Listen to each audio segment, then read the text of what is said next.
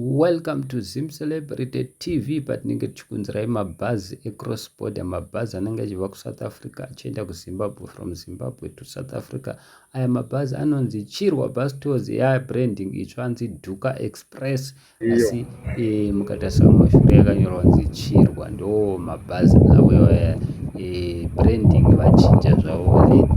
Mostly these days mabhazi akawanda ari kungochinja branding yavo, but inenge ringori same bhazi. Saka mabhazi manyama kana muchivada munobata paFacebook, munobata paTikTok, from Harare to South Africa, from South Africa kapa Cape Town akananga Zimbabwe Harare. Mabhazi manyama.